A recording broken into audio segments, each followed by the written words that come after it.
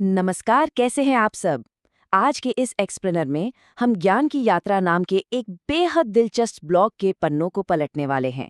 यकीन मानिए, इसके अंदर कुछ ऐसे बेहतरीन विचार छुपे हैं जिन पर आज हम गहराई से चर्चा करेंगे। तो चलिए शुरू करते हैं। अब जैसा कि इसके नाम से ही एकदम जाहिर है, ज्ञान की यात्रा ये सिर्फ कोई आम वेबसाइट बिल्कुल नहीं है, बल्कि आप इसे पढ़ने, सीखने और खुद के विकास यानी आत्मविकास की एक बेहद प्रेरक दुनिया में ले जाने वाला एक शानदार माध्यम समझ सकते हैं। इस प्लेटफॉर्म की सबसे खास बात क्या है? वो ये कि यहाँ काफ़ी मुश्किल किताबों के सार और जीवन दर्शन को बहुत ही सरल और आसान भाषा में पिरोया गया है। तो चलिए, बिना कोई और देरी किए सीधे आज की हमारी पहली किताब के सारांश पर चलते हैं। आज हम सबसे पहले डेव एगर्स की बेहद मशहूर और सच में दिल को छू लेने वाली किताब a heartbreaking work of staggering genius, इसके सारांश पर नजर डालेंगे। ये संस्मरण ना मतलब ये हमें कई अलग अलग स्तरों पर सोचने पर पूरी तरह से मजबूर कर देता है। देखिए, डेव एगर्स का ये संस्मरण केवल दुख और सर्वाइवल यानी उत्तरजीविता की कहानी भर नहीं है, बल्कि सच कहूं तो ये विडंबना, दिखावे और एक गहरी त्रासदी की छाया में एकदम असली या प्रामाणिक रूप से जीने की कोशिश की मूर्खता पर भी एक बहुत ही गहरा चिंतन है। तो चलिए, कहानी के पहले अध्याय मृत्यु और भटकाव की ओर बढ़ते हैं, जहां से असल में इस पूरी भावनात्मक यात्रा की शुरुआत होती है। इस संस्मरण की शुरुआत होती है एगर्स द्वारा अपनी मां की देखभाल करने से, जो पेट के कैंसर से पीड़ित हैं और अपने अंतिम दिनों में हैं। सोचिए, उनके पिता का निधन कुछ ही हफ्ते पहले हुआ था। इस वजह से उनका परिवार पूरी तरह से अस्थिर हो गया था। यह अध्याय हमारी रोजमर्रा की जिंदगी की साधारण बातों को मृत्यु जैसी एक विशाल सच्चाई के साथ बहुत ही गहराई से जोड़ता है। एगर्स का जो वर्णन है ना, वो एकदम कच्चा और बहुत ही आत्मजागरूक है, जो दुख की असली अराजकता को हमारे सामने लाकर रख देता है। जाहिर है, इतने बड़े सदमे के बाद जीवन को फिर से पटरी पर लाना बिल्कुल भी आसान नहीं था। और ठीक यहीं से दूसरे अध्याय में परिणाम और पुनर्वास की बात आती है। अपनी मां की मृत्यु के बाद एगर्स अपना पारिवारिक घर बेच देते हैं और बर्कले चले जाते हैं। अब उनके कंधों पर अपने 7 साल के छोटे भाई टॉफ की मुख्य देखभाल की जिम्मेदारी है। उनका ये कदम एक तरह से पलायन और पुनर्निर्माण दोनों का ही प्रतीक है। मतलब नुकसान का इतना भारी बोझ उठाते हुए भी नए सिरे से शुरुआत करने का ये एक बहुत बड़ा अवसर था उनके लिए। अब आगे तीसरे अध्याय में हम देखते हैं कि कैसे पालन पोषण एक तात्कालिक उपाय, या अगर सरल शब्दों में कहें तो एक स्टॉप गैप बन जाता है। यहाँ एगर्स एक सरोगेट पिता की भूमिका निभाते हुए दिखते हैं। आप उन्हें स्कूल के ढेरों कागजी कामों और टॉफ को खोने के एक निरंतर भय से जूझते हुए देखेंगे। उनका ये रिश्ता काफी चंचल है, लेकिन साथ ही बहुत गहरा भी। इस अध्याय में एगर्स का वर्णन बचकानी हंसी मजाक और एक गहरे अस्तित्वगत भय के बीच लगातार झूलता रहता है, और ये चीज बिना किसी तैयारी के अचानक से आ पड़ी पालन पोषण की इस अजीबोगरीब स्थिति को बहुत ही बेहतरीन तरीके से दर्शाती है।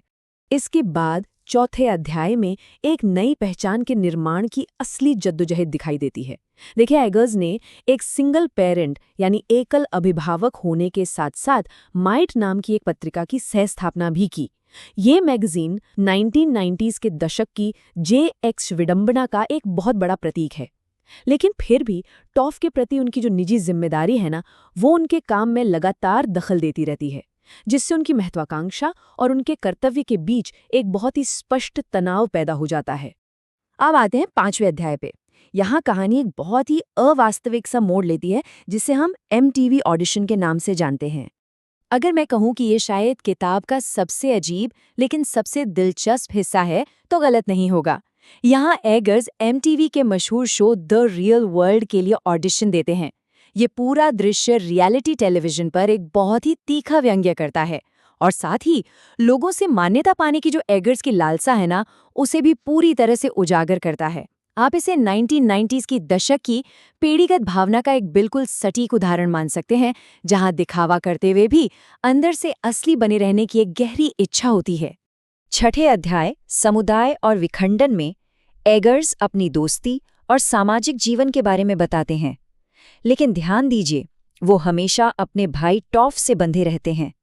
उसकी सुरक्षा को लेकर एक चिंता उनके मन में निरंतर बनी रहती है, जो सच में उनके हर एक निर्णय को प्रभावित करती है। यहाँ हम देखते हैं कि कैसे दुख हमारे रिश्तों को एक बिल्कुल ही नया रूप दे देता है, जिससे एक ही समय पर अंतरंगता और अलगाव दोनों का जन्म होता है। अब हम इस कहानी के एकदम अंतिम पड़ाव की ओर बढ़ते हैं, जहां 7वें अध्याय में गहरे चिंतन और मेटा कथा पर सबसे ज्यादा जोर दिया गया है। बात के इन अध्यायों में एगर्स असल में अपनी ही कहानी कहने की शैली की खुद ही आलोचना करते हैं, है ना दिलचस्प? वो एक संस्मरण लिखने की नैतिकता पर सवाल उठाते हैं और किसी गहरे आघात के बारे में लिखने की जो एक दिखावटी या प्रदर्शनात्मक प्रकृति होती है, उसे भी खुले तौर पर स्वीकार करते हैं। यहाँ एगर्स सीधे अपने पाठक को संबोधित करते हैं। ये चीज़ इस पुस्तक के सबसे बड़े और केंद्रीय विरोधाभास को रेखांकित करती है कि एक पूरी तरह से सच्ची कहानी कहना लगभग असंभव है। तो अगर हम निष्कर्ष के तौर पर देखें तो एगर्स का ये संस्मरण जितना हृदय विदारक है, उतना ही विडंबनापूर्ण भी। अपने एकदम कच्चे दुख को एक बेतुके हास्य के साथ मिलाकर वो एक ऐसी कहानी रचते हैं जो आज के दौर के संस्मरणों में सच में एक मील का पत्थर है। और पता है, ये हमें न केवल उनकी कहानी पर बल्कि एक व्यक्तिगत त्रासदी को कैसे समझा जाए, इस पूरी प्रक्रिया पर भी बहुत ही गहराई से चिंतन करने के लिए आमंत्रित करता है। वैसे इस एक शानदार किताब के अलावा भी ये पूरा ब्लॉग कई अन्य बेहद दिलचस्प विषयों पर हमें काफी गहरी अंतर्दृष्टि प्रदान करता है। और हाँ, ज्ञान की इस पूरी यात्रा में यहाँ पाठकों का एक बेहद सक्रिय समुदाय भी मौजूद है, जहाँ लोग अपने विचारों का एकदम खुलकर आदान प्रदान करते हैं और सच मानिए, लोग एक दूसरे से रोजाना काफी कुछ नया सीखते हैं। चलिए अब फटाफट इस ब्लॉग की कुछ अन्य बेहद लोकप्रिय पोस्ट्स पर एक नज़र डालते हैं। ये वो पोस्ट्स हैं जो शायद हमारे और आपके सोचने के तरीके को पूरी तरह बदल सकती हैं। जैसे यहाँ मून वॉकिंग विद आइंस्टीन जैसी किताबों पर चर्चा है। ये एक बहुत ही कमाल का सवाल सामने लाती है कि क्या जो मेमोरी चैंपियन होते हैं वे जन्म से ही ऐसी असाधारण बुद्धि लेकर पैदा होते हैं या फिर वे केवल कुछ बेहतर तकनीकों का उपयोग करते हैं। इसके साथ ही ऑर्डिनरी मैजिक जैसी शानदार पोस्ट्स भी हैं जो हमें ये समझाती हैं कि ये दुनिया सिर्फ रातों रात होने वाले बड़े बदलावों से नहीं बदलती, बल्कि हमारे रोजमर्रा के छोटे छोटे कार्यों और हमारे अनुभवों में आने वाले सूक्ष्म बदलावों से भी बहुत कुछ बदल जाता है। एक और बहुत ही बेहतरीन पोस्ट आर्थर शोपेनहावर की काउंसल्स एंड मैक्सिम्स पर है। अब देखिए, ये कोई आम या पारंपरिक सेल्फ हेल्प बुक नहीं है, बल्कि आप इसे मानव जीवन का एक पूरा दार्शनिक मानचित्र कह सकते हैं।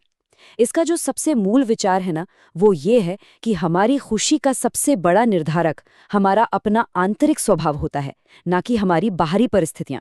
सोचकर देखिए, ये विचार अपने आप में ही कितना ज्यादा शक्तिशाली है। आपको बता दूं, इस बेहतरीन व्लॉग के पीछे प्रफुल्ल शर्मा जी की सोच है, जो जीवन भर लगातार कुछ नया सीखते रहने और खुद को हमेशा बेहतर बनाने में एक बहुत ही गहरा विश्वास रखते हैं। वे तकनीक से लेकर दर्शन शास्त्र, नेतृत्व और हमारे मानवीय व्यवहार जैसे कई अहम विषयों पर अपने विचार साझा करते हैं। उनका मुख्य उद्देश्य ही यही है कि इस ज्ञान को हम अपने सार्थक कार्यों के साथ जोड़ सकें।